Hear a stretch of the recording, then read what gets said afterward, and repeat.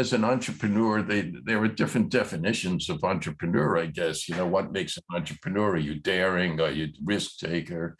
The reason for my entrepreneurship was I don't think I could work for other people. I don't think I was a good employee. So I had to kind of start my own company so that I'd be employing myself as the first employee. Hello, and welcome to Along the Way Life's Journey. I'm your host, Carl Buccellato. Let's get the next journey started. Welcome to Along the Way Life's Journey. I'm Carl Buccellato, your host for this show. And throughout my life, I've traveled millions of miles, met many, many people, and so many of these people all had a story to tell. And those stories many, many times motivated me and challenged me to grow and to be more than I was on my own. And one of those people, I'm very happy to say, is on the show today. My dear, dear good friend for 40 years, a philanthropist, a successful businessman, a entrepreneur many, many, many times over, a generally good person.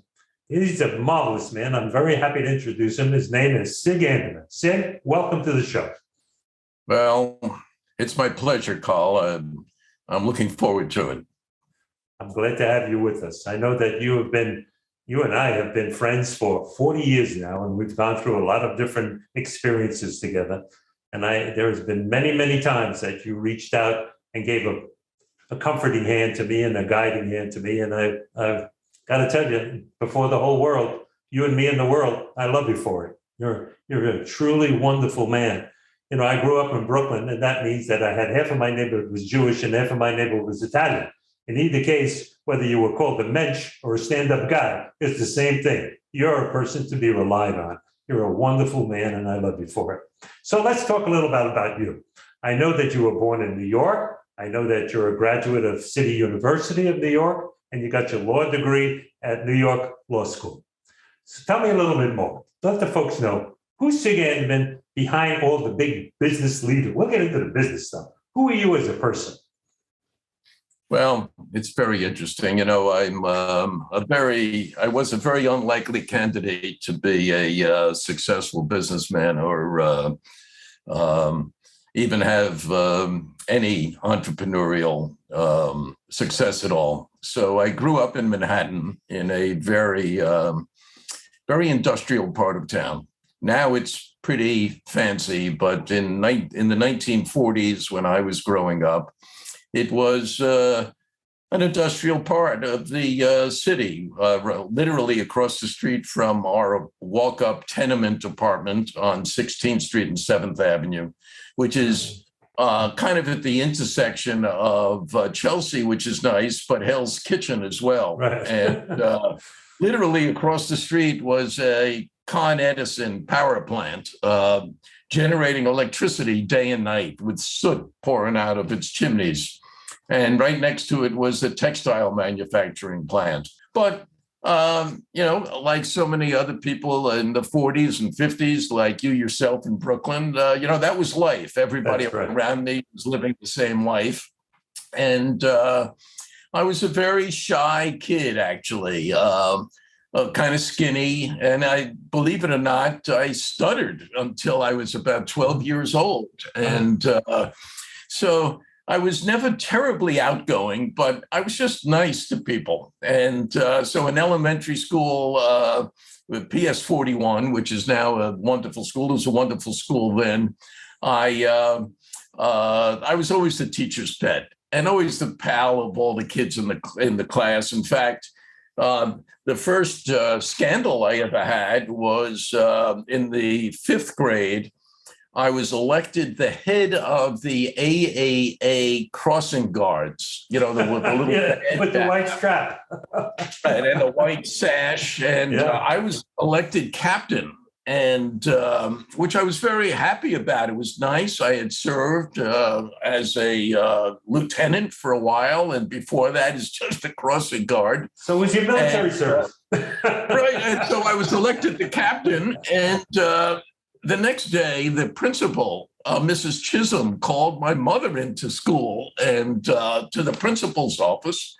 And she said, there's a real problem with Siggy because he got more votes than there are kids in the class. So it turned out some of my friends stuffed the ballot boxes, which I think was common in New York City, real politics in those days. Yeah. Anyway, so I did keep my badge, and I actually still have my captain's badge. Anyway, from there, my parents were very poor. And, like a lot of people say, well, they didn't realize they were poor when they were young. I realized I was poor. Yeah, you're poor. Right. Some of my cousins were actually rich, and I'd get hand-me-down clothing from my cousins. Right. So I went to public high school and public City College of New York, all free education, which turned out to be great. And then pretty late in my college career, I decided to go to law school and ended up going to New York University, NYU Law School in New York. And then I had a very nice career in law. And then, as you know, I kind of migrated into the business world. And along the way, I think I remember you telling me a few times you waited tables up at the Borscht Belt and met a very interesting lady there. Well, I did, actually. That was a nice way to earn some money, spending money. I never liked to ask my parents for money. They didn't have it, and I knew they didn't have it. Sure. And I didn't want to ask them for money. So in the summertime, I'd work. I started out when I was 12 years old as you had to get work papers in those days if you wanted to work before you were 16. Right. And I got working papers. And I started out as a busboy in the children's dining room. And if you ever saw Dirty Dancing, you'd know what I'm talking about. You'd work literally from the 4th of July to Labor Day, literally without one day off. And you'd start usually at 7 o'clock in the morning and end up at 7, 8, 9. No, not 7, because you'd start serving dinner at 7 o'clock and you'd finish at 9:30. And it was a wonderful experience. I did that through law school, actually. I wasn't still a busboy in the children's dining room. I graduated to becoming a waiter in the children's dining room, and then a busboy in the main dining room, and a waiter in the main dining room. And it was a great fun, and we made some money. So it helped you to learn some work ethics that pushed you beyond what was normal, because you can work all those kinds of hours without that kind of a job. Even at school, you worked hard, I'm sure, but that really gave you discipline and pushed you. Well, that gave me discipline. And, the lesson that was just pounded into me growing up from my parents and my father in particular was you just have to work. If you want to succeed, you have to work and work harder than everybody else. And I did throughout my life. And it did me well.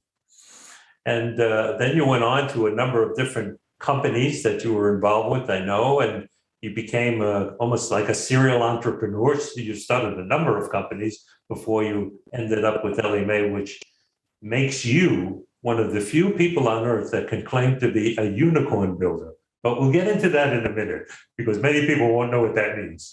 So tell us a little bit about those other companies that I know you were with a company that was innovative and before its time called CompuFund, where you started things when communications like this, with digital communication, was not as easy as it is today. But you were innovative and you saw an opportunity to market there and you went after it. And you also were involved with my competing company. That's how we met in the first place. We were both heads of companies that were competing with one another. And while we were supposed to clash horns, I realized very quickly, this is a man I want to know. I don't want to clash horns with him. I'm glad you mentioned that our 40-year friendship is really started as competitors, fierce competitors, each trying to take market share from, a limited pie. And that was the company that I helped start in 1973, American Home Shield, which really came up with the idea of a 1-year home warranty for resale homes. Right. And we started that on the East Coast, and then quickly migrated to California. And you, of course, were in Florida. And that was a terrific experience.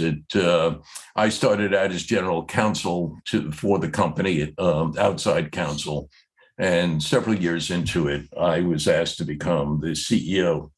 And of course, I didn't have any business training, but I had a fair amount of confidence. I must say, undeserved confidence, as it turns out in hindsight. But I did have confidence. And we ended up selling that company in the early 80s, 1980s, to a large bank. In 1982, I decided I had the idea to provide realtors with analyses of the various adjustable rate loans that were coming into the market in the early 80s. For the first time in the history of mortgages, banks started offering adjustable rate mortgages. And as you might recall, mortgages in the early 80s were in 12, 14, 16, 18%. Way up there. And to make homes affordable, banks would give teaser introductory rates and then adjust the mortgage as time went on. And it was very confusing for people. And I came up with the idea of just computerizing the whole thing so that a consumer could look at a variety of mortgage offerings and decide which one really costs more, what their financial impact would be over time. And I started that, and that grew that into a mortgage bank. And then I thought I hit the jackpot, and I sold that to a very large savings and loan, a 100-year-old savings and loan, Great American Bank in San Diego. Right. And that was my first exercise in humility and failure, actually, because unrelated to my company, which they had bought, the Great American Bank was taken over by the FDIC through no fault of theirs either. The government changed the accounting rules, and that bank was seized by the FDIC, and my company went bankrupt. And so I had everything. My whole net worth, my whole life was in that. And then I was, in 1990, I was broke and on the verge of, I was probably officially bankrupt, but I never declared bankruptcy.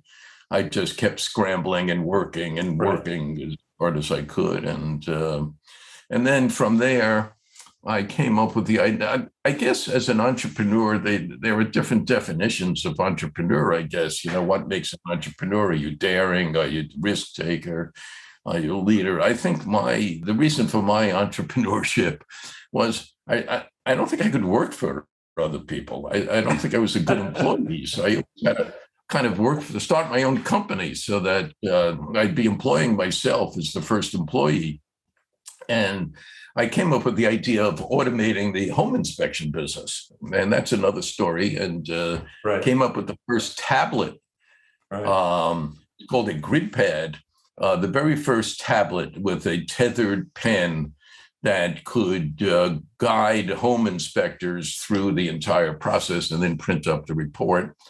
That was I'd say, a moderate success, or very moderate success. And it was something I sold. I sold the company in 1997 and then thought I retired, actually. But then a famous napkin came into being. Well, then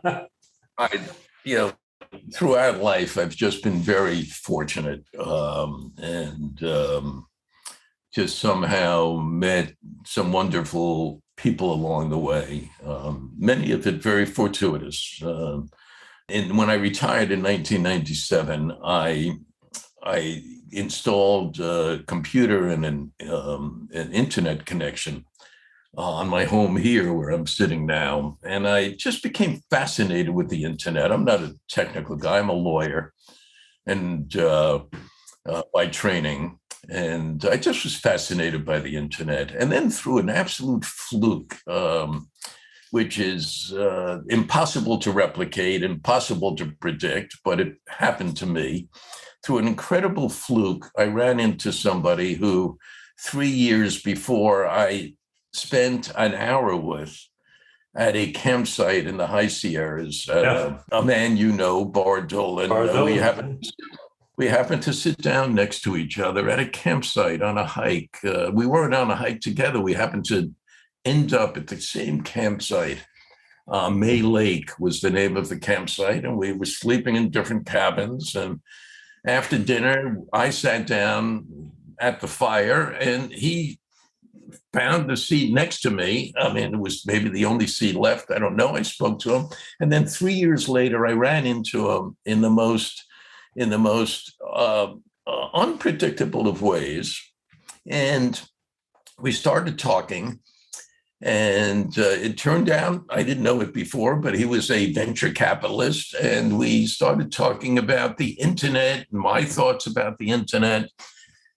And I told him that, I don't know how, and I didn't know how the internet worked. I didn't know who invented it. But I did feel that if it had any application at all, it would revolutionize the mortgage industry. I've been in the mortgage business in the 80s in CompuFund, and it is a very labor-intensive, document-intensive, data-intensive business. And it seemed to me, in just surfing the internet for a few months, that it had a real application to the mortgage business, where you get documents accurately and instantly, data analyzed, take a lot of the grunge out of the mortgage process. So on the spot, literally at a 1 hour lunch, an hour and a half lunch, he offered to fund my exploration of that business. Yeah. And I couldn't believe it. And I told him, I said, Bar, do you realize that I know nothing about the internet? I have no idea how it works. And you tell me you're going to put up all the money and let me own most of the company? And he said, well, that's what I do. And sure enough, he invested $500,000 and got 20% of Ellie Mae. Proved to be right in the long run, didn't it? And I mean, it was crazy. And then, of course, I felt like the dog chasing the bus, because I finally caught it. And then I think, well, what am I going to do with this now? I have no idea how to even check out whether the technology will work. And that's when I called a man who actually did consulting work for me in my home inspection business. And the rest is a story that and then I called you and asked if you would serve on the board of this new company and I told you about Bar, and I was in 100%. I was in. So I want to come away. I don't want to come away from that too soon. We started the company. It was a fledgling company. It started to grow like all other companies. It had its down times and its up time. And fortunately, through your direction, you were able to groom people to help grow the company, and it grew to be a behemoth. But along the way, every month when new employees were hired, you did a very special thing. When you met with the new employees that were brand new to the company, you went in and met with them. And I remember vividly, because I'd sit in that room and I'd watch you with awe, and you tell the story, and they would be captured by what the potential of the future was, because of your passion and your openness and vulnerability with them. Tell me, how did that feel, standing there with those people? Well, I'll tell you, after some 40 or 50 years in business, which I had been, you learn a lot. And, not being a trained businessman or executive, I did it all by trial and error, and a lot of error. So, I'd start out as a businessman being like, I guess, command and control, it's called. Yeah, the cock of the roost, I know. Right. So I'd figure out what the plan was and how to execute the plan. And then I'd sit down with employees and I'd tell them how they had to execute on it. And I learned over time that a much more effective way is to get people to, first of all, share the vision and share the dream, and then together come up with a plan to execute in order to achieve the vision. And by the time I started Ellie Mae in 1998, I had that process pretty much down pat. And I was very fortunate to be able to hire some great people, very smart, also passionate, who would share the passion. And look, I was lucky also because I'm not a salesman. I'm not a computer guy. I'm not a trained MBA executive. So I knew I had to hire good people to make it all happen. I had to hire a technology person because I don't know how to program anything. I had to hire great salespeople because I'm not a great salesman. I had to hire HR people because I don't even know how to set up a payroll department. And so I was forced just by my lack of skills, actually, to hire great people and then share with them my dream and be very open and forthright about my strengths and my weaknesses and what I was expecting they would be able to do.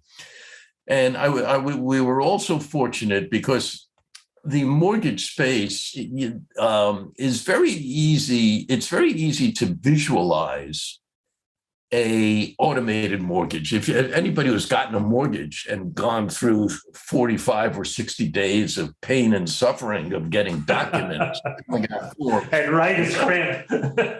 Right. And people would, I mean, you can imagine saying, we could have a 45-minute mortgage where we could gather all those documents and analyze and print up everything and submit things electronically and file things electronically. People could really grasp onto that. And we ended up, as you know, Carl, with one hell of a board of directors. I mean, we had a board of directors, you recall, when we went public. Yeah. People looked at it and said, "Oh my God, you guys have been together for 10 years already." Yeah, and it turned out we were a unit. And we were together for many of us were together for 20 years on the board. Right. We sold the company.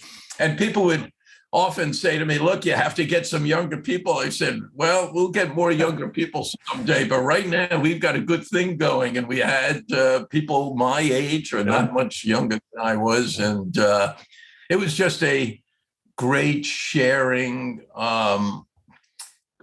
people who were nice to each other. You know, one of the big things you mentioned, the orientations I had for new employees, I did until we sold the company 20 years later. We did literally every month we had orientations for employees. Was just to emphasize to them that they had to be nice to each other. You know, like in the business relationship, working for a company is more complicated than most relationships because you have many, many people from different backgrounds, different skills, different emotions, and you have to get along. You can't have politics upsetting business. And you have to put yourself in the other person's shoes and understand, you know, you don't know what people are going through. You don't know what their challenges are not in their life. You don't even know what their challenges are for that morning. That's right.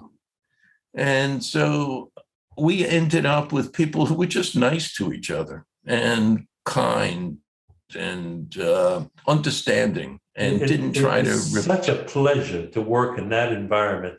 I must admit, I apologize because of my gray matter. I can't remember his name, but we had this big, tall guy who had the dreadlocks. I'm trying to remember his name. Sherman. Sherman. I love the man. Every time I'd come out to a board meeting, we'd greet. You know, he'd be somewhere in the building, and we'd get together and we'd give a big hug to one another. And I remember distinctly one day I was at this event and it was pouring rain out there. We were walking up a hillside and it was pouring rain. And I've had some back problems, and I'm an aging man, and I was having difficulty walking up that hill. And suddenly, this great big solid arm comes around my back and under my arm. It says, "I got you, brother." Right. He virtually carried me up the mountain. A gesture like that, I will never forget. Never. Absolutely. Absolutely. And we had employees there who spent their entire careers from either out of high school or graduating from college and came there and stayed there, which, I mean, it was just a wonderful experience for me, especially, and of course for them as well. So it worked out well. It worked out well. We shared the wealth. Every employee in the company, every one of them was a stockholder. Yeah. So when we did well. So for those who don't understand, what does it mean to build a unicorn in the stock market? The term unicorn came up several years ago, and it means starting from scratch and ending up with $1 billion valuation, meaning somebody. Which you did with the help of all that team of people that you just mentioned. But it was clear to everyone if Jonathan were the hands and the feet of the company, you were the heart of the company. And the company has to have the heart pumping right, or it doesn't work. And because of your vision and your leadership, that company became a unicorn. It became a unicorn. And you saw it long down the road when people were offering us pennies to sell out the company. No. That's not for us. And we became a unicorn because of Mr. Sig Anderman.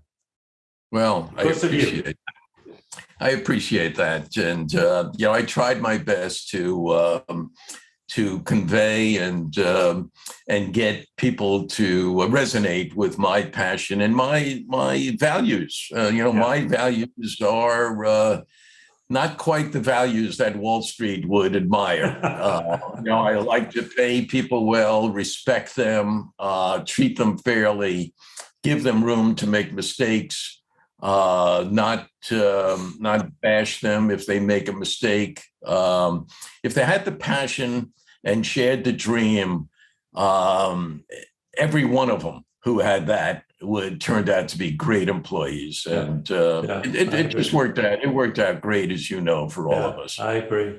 And we had the event, we sold the company, but then you have always been a philanthropist. And now I know you've got the Anderman Foundation that you're doing all kinds of other things. But one of the things I would love you to talk a little bit about is how you saw a need to serve the underprivileged in the Bay Area and at the same time serve all the tech companies who needed young people to learn how to be involved in our industry, but it wasn't being offered in the schools. So you were very innovative in a project that I believe you started it with Visa, right?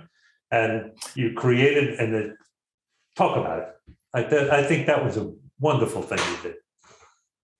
Well, thanks for mentioning that. That's been an important project in my life. So even as a kid, I always felt just very fortunate to be where I was, and living in this country where you just had opportunity. And, in those days, you'd read about World War II, which was a recent event. I was born during World War II. Yeah, we're both war babies. And so by the time we, were in elementary school, that was current events, not history. Just felt so fortunate. And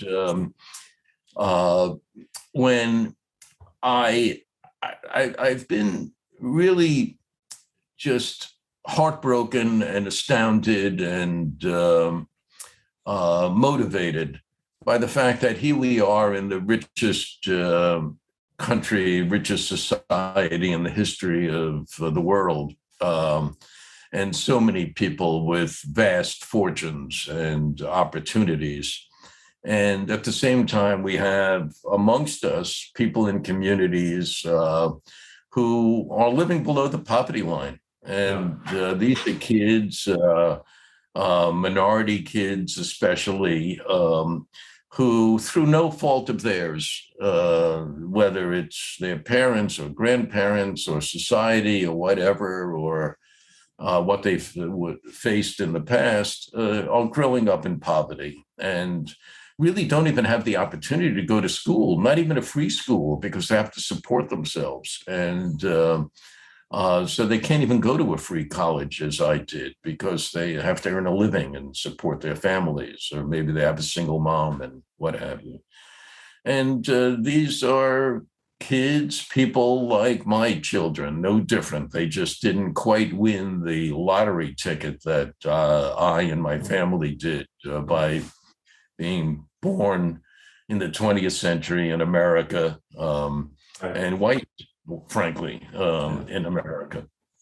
So after I retired, I decided to see if I could make a difference there. And it was prompted by, one, my feeling of compassion and responsibility to give back. I've done well, and I think to those of us who are given a lot, we have an obligation to give back a lot.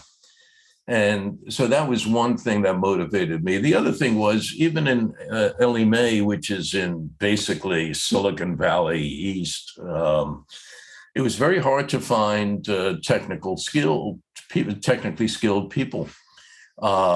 The demand far outstrips the supply of qualified people, even with people flocking to California and Silicon Valley to find jobs. There still were not enough people to fill the jobs.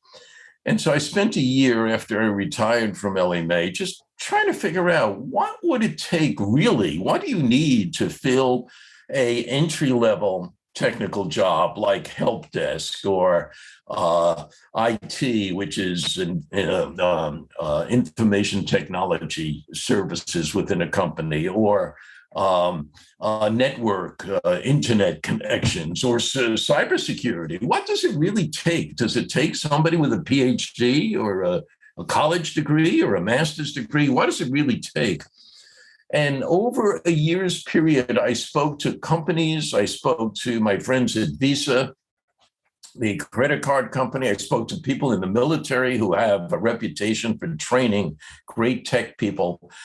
And after a year, I realized that we could, with intensive training, train normal high school graduates, not the people who are the top of the class, but people who just normally graduate as average people, which I did. I was average in high school, and I still am average, by the way. But so what does it really take? So we came up, I hired a curriculum developer, I hired some analysts, I hired an executive director to come up with a one-year program where we could train somebody to take on a $50,000 a year job, get it, on their own merits. We could train them straight out of high school, or if they've been out for a while, just train somebody with that background in technical skills, in business skills, in interaction skills, social skills, train them like a finishing school. Exactly, like a finishing school. Perfect.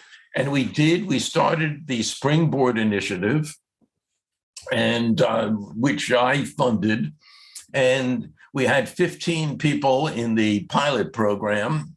14 graduated. The only one who didn't graduate happened to move away from the Bay Area. 14 graduated, and every one of those 14 graduates, on their own merits, not some favor to me or anybody else, on their own merits, not some charitable outreach, got jobs paying $50,000 a year, and they're now on track to in their own careers.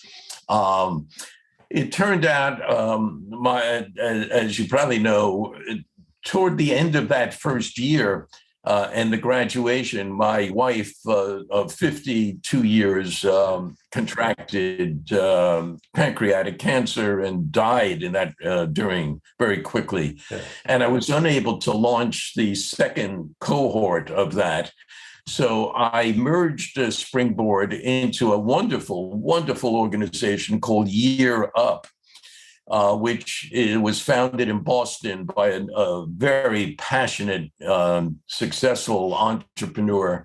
And this year, Year Up will be training and placing over 5,000 young. Amazing. That's how we change this country. That's how we change the country. Absolutely. And we didn't ask for or want government support. We didn't want anything. It should soon be even self-sustaining, where you don't even need charitable contributions.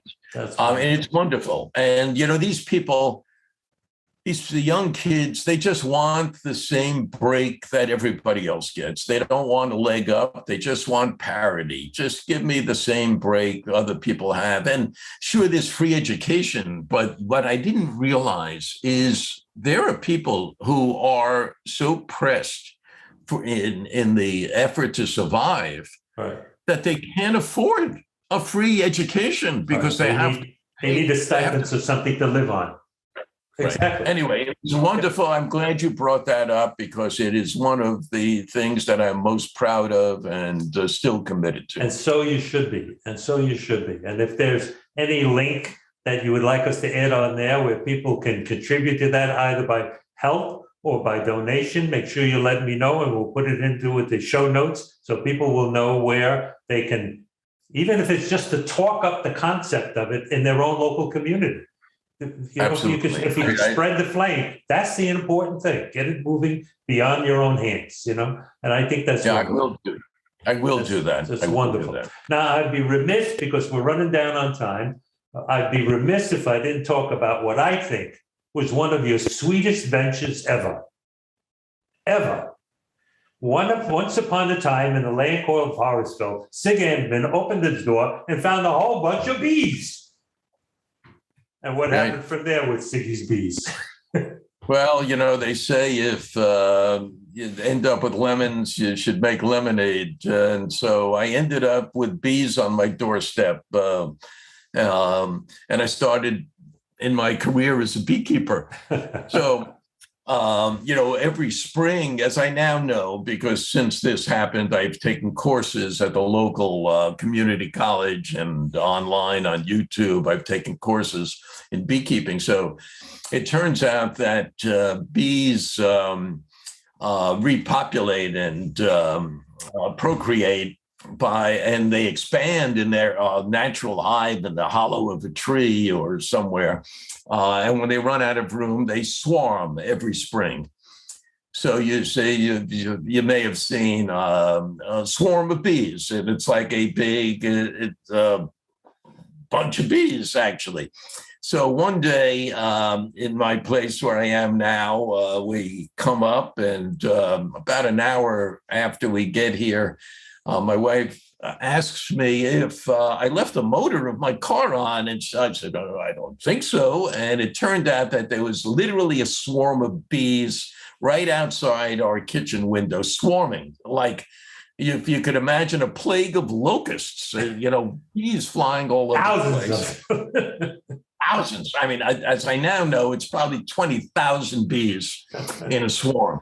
And I had a little box on my porch as a decorative box from my wife's time in the antique shows and flea markets. We found this old decorative box that supposedly was an old water filter, but it was painted nicely and it just looked nice. And we had it on the porch. And there was a little hole in it where the handle used to be, where you'd pump the water through it. But there was a little hole, maybe an inch and a half or 2 inches in diameter. And as we're watching these, we're inside looking out the glass. As we're watching, looking out, the bees start going into that hole in this hollow box. And sure enough, within a half hour, all the bees were in the box. You didn't see any of them. And if you didn't know you were there, you wouldn't even see it. Anyway, from there, I called a local beekeeper because I always had the idea when I was growing up in Manhattan. I always thought, I'd read books about bees and ants and animals. I always thought, gee, that would be fun to do. So finally, bees came to me. I mean, how lucky. I mean, how lucky can a guy get? And he helped me put the bees into an established box. You've seen these white boxes in the field, and we dumped those bees. They had all congregated inside this box. We put them into another beehive box. And since then, I get from each hive, I now have 3 of them. From each hive, I get about 120 pounds of honey a year. And what do you do with it? I know you enlisted your grandchildren to help you. Yeah, I have. Well, this past year, unfortunately, I had to give up my bees because I got stuck in the pandemic. I couldn't be here during the pandemic, but I taught my grandchildren to do it, and they do it. And anyway, it's a great pastime. It's a wonderful ecosystem to study. Just it's fascinating. Well, as a recipient, I can tell you the first time we got a package in the mail from you from California, and we didn't know what it was, and we opened it, we found this jar with a beautiful label on it that one of your grandchildren designed, Siggy's Bees, and we realized it was honey, and delicious honey. Absolutely delicious. So, oh my God, great fun! And I got so passionate about it that I'd bring it into the office, and I'd have even business meetings, and I couldn't even concentrate. I couldn't even concentrate on the business part of the meeting until I had everybody eat the honey. I mean, it was great fun. It's great fun. Wonderful.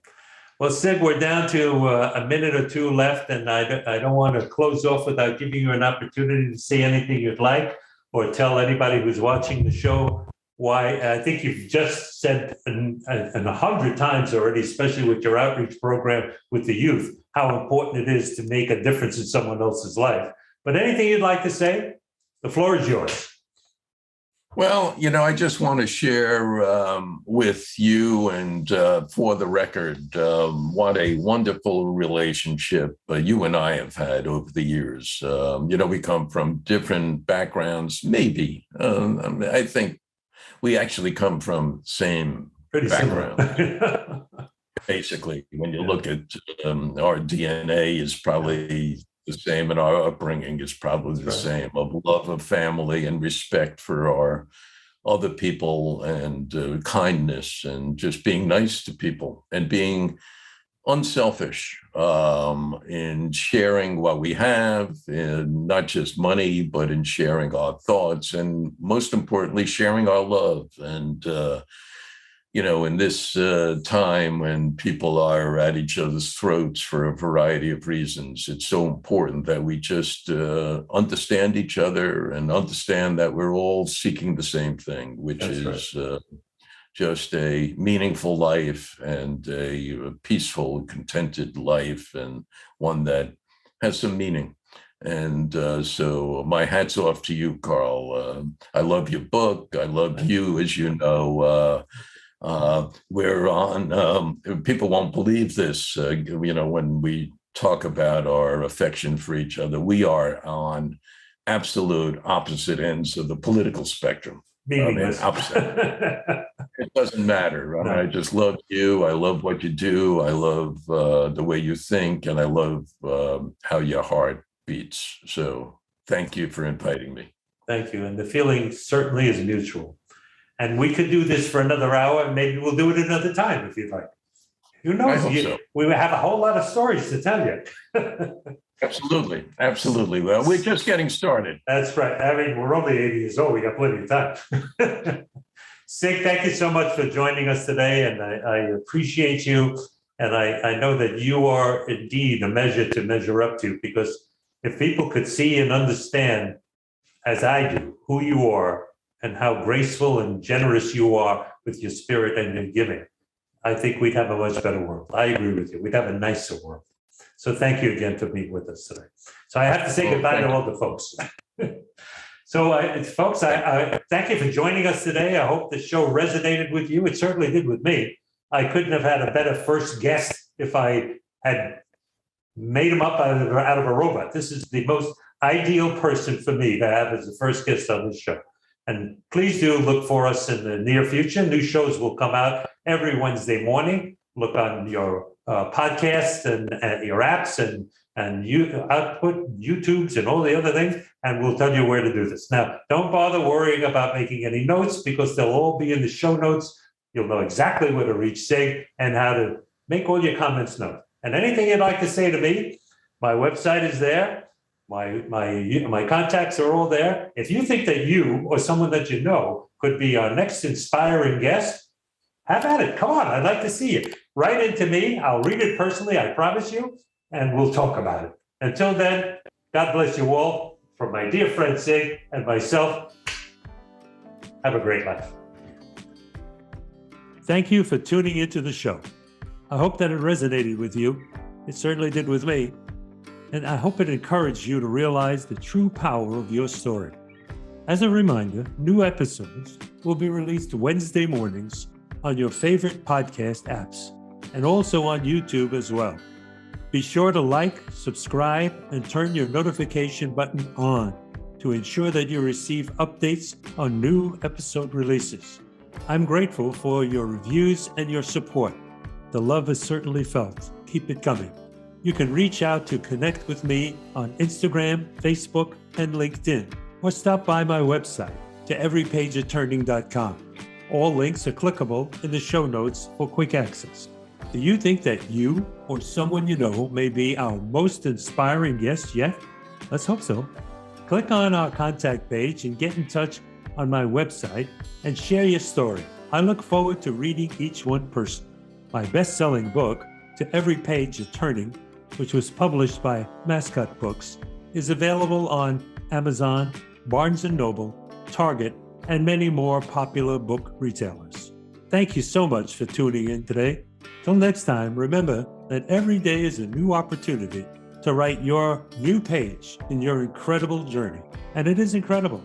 You're the only one who has it.